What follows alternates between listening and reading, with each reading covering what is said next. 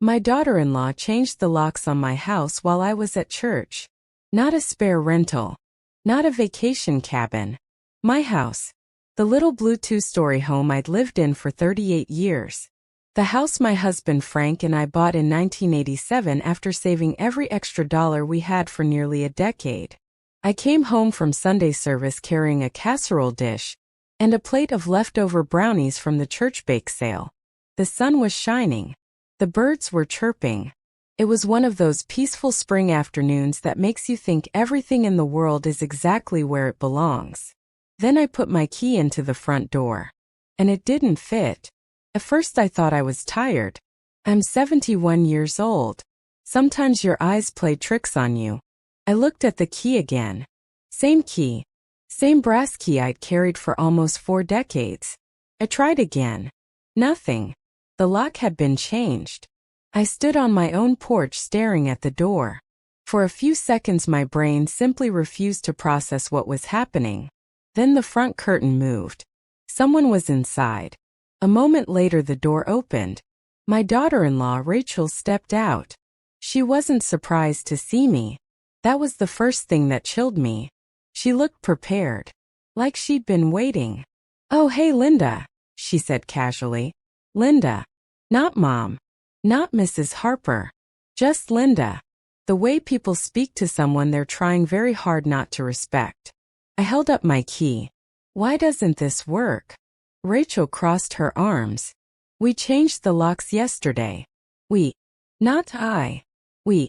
Meaning she and my son. I stared at her. "You changed the locks on my house?" Rachel sighed dramatically. "Linda, let's not do this out here. Let's not do this." One of those phrases people use when they've already done something outrageous and now want you to skip directly to accepting it. I looked past her shoulder. My furniture was still there. My pictures were still on the wall. My husband's recliner still sat in the corner. Everything looked normal. Except suddenly I was standing outside my own home. "Where's Michael?" I asked. "He's inside." "Get him." Rachel didn't move. Instead she said something I'll never forget. "We've been meaning to talk to you about some boundaries." Boundaries? I almost laughed. Because when someone changes the locks on your house without permission, they're usually not the victim in a boundary conversation. "Rachel," I said quietly, "move aside." "No." The answer came fast. Too fast. Practiced. Like she'd rehearsed it. For a moment neither of us spoke. Cars passed down the street. A dog barked somewhere nearby. And I stood on my own porch being denied entry to my own house. Then my son appeared behind her. Michael. 43 years old. 6'2". Still wearing the same worried expression he'd worn as a teenager whenever he knew he'd made a mistake. The second he saw me, he looked uncomfortable. That told me everything. "Mom." "Michael." His eyes dropped to the key in my hand, then to the new lock, then back to me.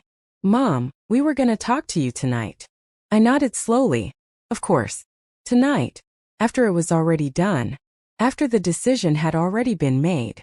After I no longer had a choice. People always want to talk after the fact. Nobody likes conversations that might end with the word no. I looked directly at my son. "Michael."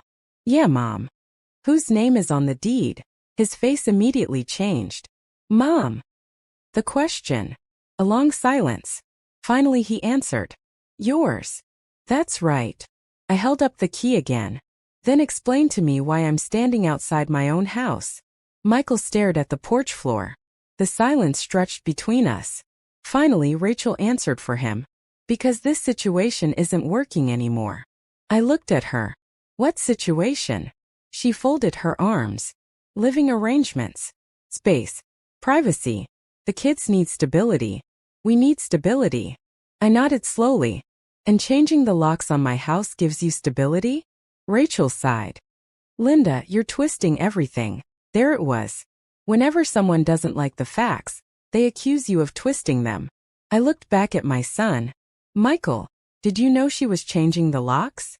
His shoulders slumped. "Yes." The answer hurt more than I expected. Not because I didn't suspect it, as hearing it out loud made it real. Michael and Rachel had moved into my house 18 months earlier.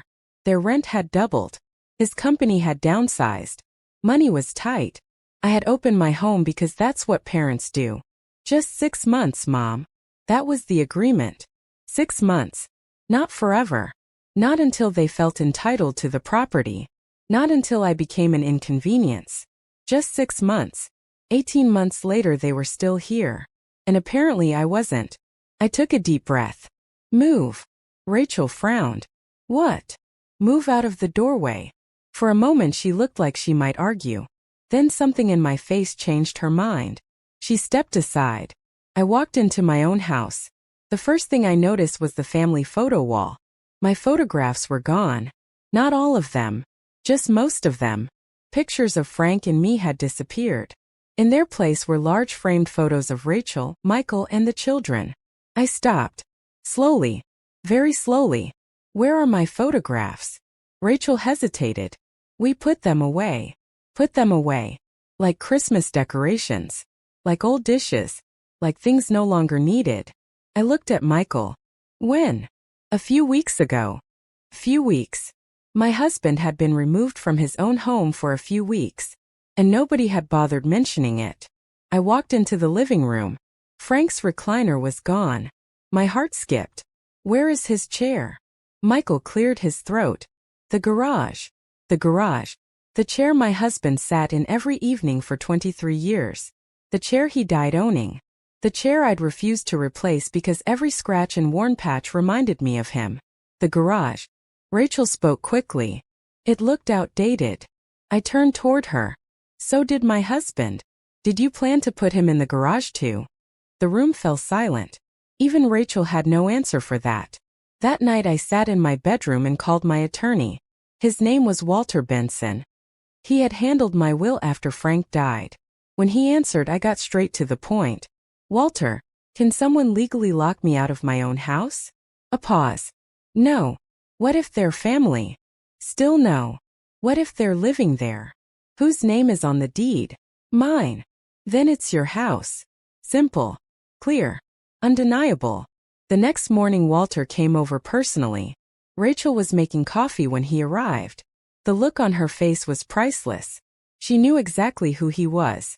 She just didn't expect him so soon. Walter sat at the dining room table, opened a folder, and looked directly at Michael and Rachel. Let me explain something. Nobody spoke. This property belongs solely to Linda Harper. He tapped the deed. Not partially. Tap. Not emotionally. Tap. Not eventually. Tap. Solely. Rachel shifted uncomfortably. Walter continued. Any resident of this property remains here only with the owner's permission. Michael swallowed. Rachel looked annoyed. I looked relieved. For the first time in months someone was speaking plain English. No manipulation. No guilt. No family politics. Just facts. Then Walter asked a question. Who authorized changing the locks? Rachel raised her hand slightly. I did. Walter nodded. And did the homeowner approve that? Silence. Walter closed the folder. Then the locks must be changed back immediately. Rachel's face reddened. This is ridiculous. No, Walter replied calmly. What is ridiculous is locking the owner out of her own property. Michael looked like he wanted to disappear. For the next week the atmosphere in the house became icy. Rachel barely spoke to me. Michael avoided eye contact. The children remained blissfully unaware. Then came the moment everything changed. I returned home from grocery shopping on a Thursday afternoon. A moving truck sat in my driveway. At first I thought someone was leaving. Then I saw workers carrying furniture. My furniture. I walked inside. The living room had been completely rearranged. Frank's bookshelf was gone. My sewing cabinet was missing. The antique grandfather clock from my parents' home had vanished. I found Rachel directing movers. Stop. Everyone froze. Rachel looked irritated. Linda, not now. I stared at her. What did you move? We're redesigning. My hands trembled. Where is my father's clock? The basement. And my sewing cabinet? Storage. Storage. Basements. Garages. That seemed to be where my life kept ending up. I looked around. Then suddenly I understood. This wasn't about decorating. This wasn't about space. This wasn't about children. This wasn't even about me. Rachel had already decided the house belonged to her. She was simply waiting for reality to catch up. That evening I called Walter again.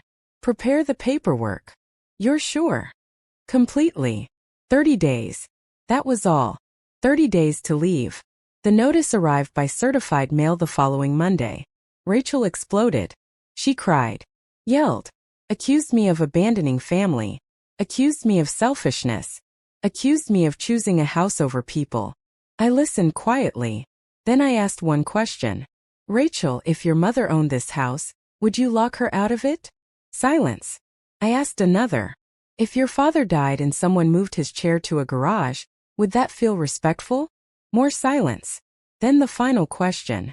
If this house truly belonged to me in your mind, why did you keep making decisions without me? She couldn't answer. Because there wasn't an answer. Only entitlement. 30 days later they left. The morning was clear and sunny.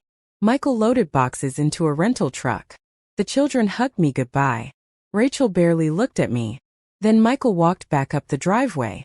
He stood in front of me for a long moment. Mom. Michael. His eyes were red. I'm sorry. I believed him. That was the tragedy. He wasn't a bad man. He was a weak one. And weak people often let stronger personalities make terrible decisions for them. I know, I said. He nodded. Dad would have been furious. Yes. A sad smile crossed my face. Your father would have changed those locks back himself. Michael laughed through tears. Yeah. Then he hugged me. And for a second I felt the little boy he'd once been. The boy who used to run into my arms after nightmares. The boy who once believed I could fix anything. Then he stepped away, climbed into the truck, and drove off. I stood in the driveway until the vehicle disappeared around the corner. Then I walked back inside. My house was quiet. Really quiet. But not lonely. Peaceful. I walked room to room, touching walls, pictures, furniture, memories. Nothing had changed. And yet everything had. Because for the first time in 18 months, I no longer felt like a guest in my own life. That evening I brought Frank's recliner back from the garage. I set it exactly where it belonged. Then I rehung every photograph that had been removed. Frank smiling beside our first car. Frank holding Michael as a baby. Frank standing proudly in front of this house the day we bought it. Home. Real home. Not a building. Not an investment. Not an inheritance waiting to happen. A home. As the sun set through the living room windows, I sat in Frank's chair and looked around. And I realized something important. People don't lose their homes all at once. They lose them one small compromise at a time. One room. One decision. One silence. Until one day they wake up and discover someone else has been living their life. Fortunately for me, I woke up in time. And that night, for the first time in a very long while, I locked my own front door. With my own key. And slept peacefully in the house that was finally mine again.